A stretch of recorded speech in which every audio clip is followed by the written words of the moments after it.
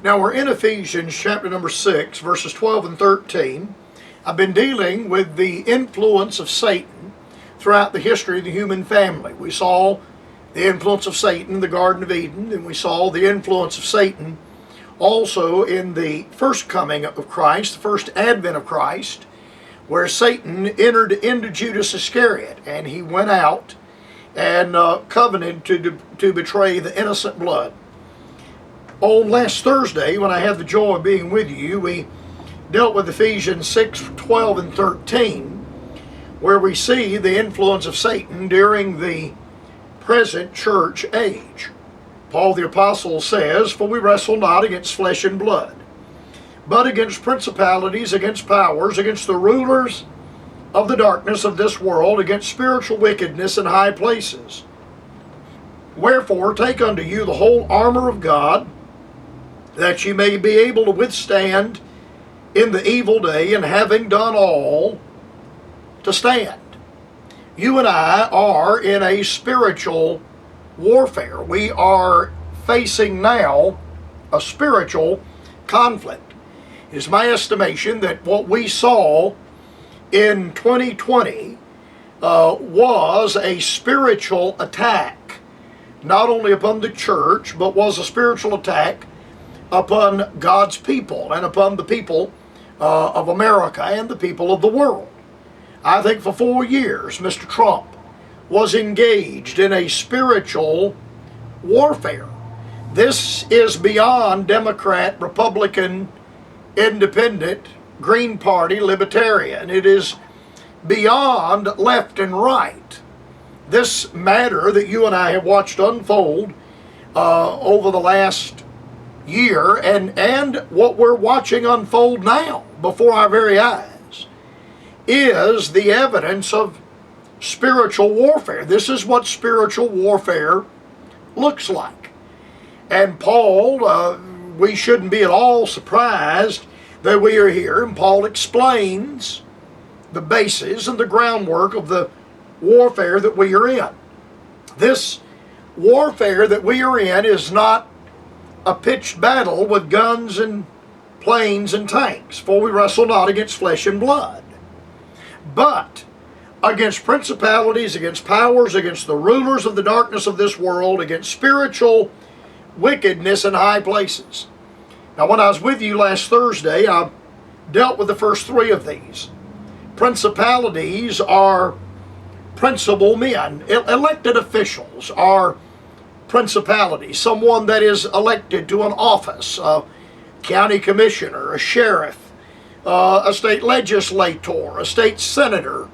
These individuals are principalities, and to the degree that some states actually elect judges, those judges would become principalities. Now, what do we do when the mayor of our city, the mayor here in Greenville, has ordered a mask mandate, then he re-upped that mask mandate again, and I wouldn't be at all surprised if he doesn't re-up it another time. That mandate has come from a principality. Now, if he can cause a mask mandate and people fall in line with that, what do we do if he says the churches in the city of Greenville are going to have to close until the pandemic is over with? Now, you say that would never happen. In Nevada, the governor of Nevada, a principality, has closed the churches but left the casinos open. The same with the governor of California, hopefully soon to be the former recalled governor of California. We wrestle against principalities. It is our local government, our local officials, that can cause us the most harm. It is your local officials, your county councilmen, your school board members, your city councilmen, that have the greatest amount of control in your life. Most of that doesn't come out of Washington. Most of that is coming right there from the county commission, board of supervisors, where you live. Secondly, we are at war with powers. And there is a struggle right now, a power struggle between light and darkness, between right and wrong. There's a power struggle between righteousness and unrighteousness. And you and I should understand that there are people that have sold themselves to unrighteousness. They have sold themselves to the highest bidder, and they are occupied with this area of power. We are at war with powers. We have the idea that as Christians we can win a battle, and we all shout and rejoice, and rightfully so, and then we all run home, and fail to understand that the adversary, the devil, and his crowd and agents and the people that are occupied with the devil's work never rest. They never rest. And if you give them an inch today, they'll be back tomorrow to get another inch, and then next week to get another inch, and they'll harass and bother and harass until they get that other inch, and then they'll come back to get more, and they'll come back to get more. We are at war with powers.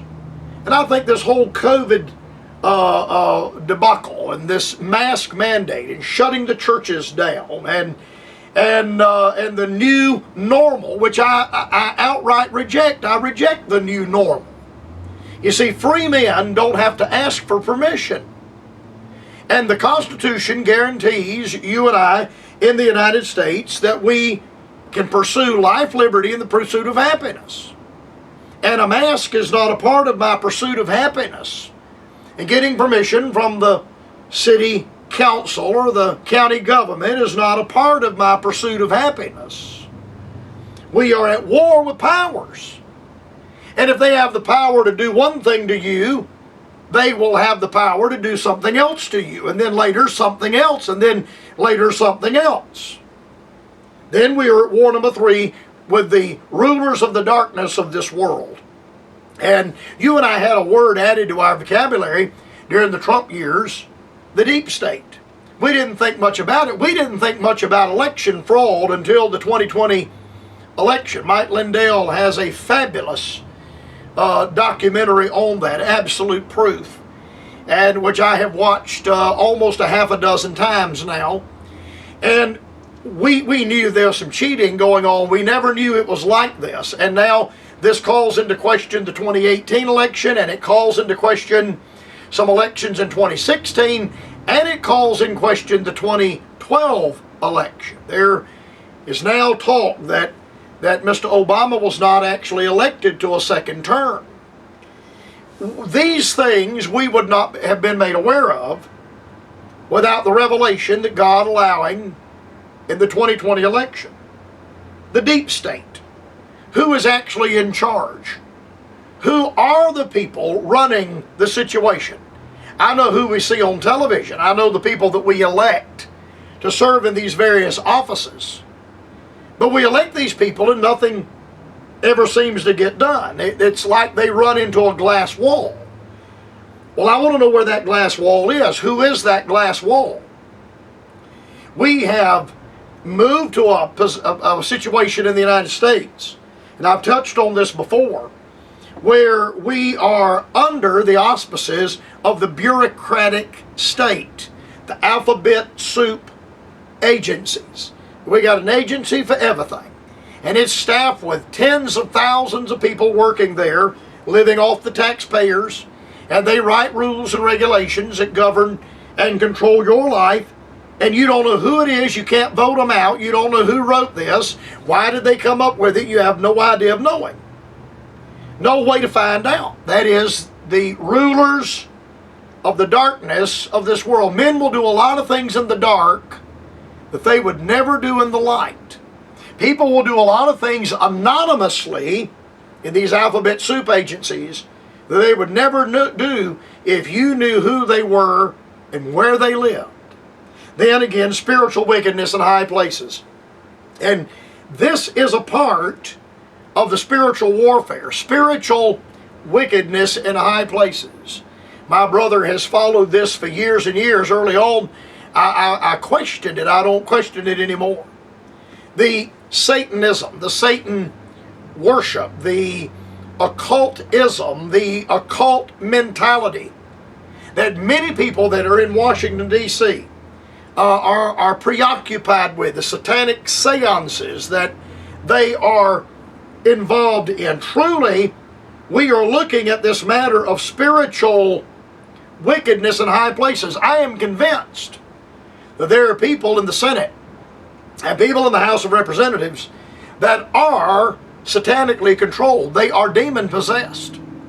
And I would not be at all surprised that there are leaders in some of these agencies that worship Satan. They are Satan worshipers. Spiritual wickedness in high places. Now, our only hope against this is where Paul says, take unto you the whole armor of God. And I implore the born-again believer to take to himself the whole armor of God.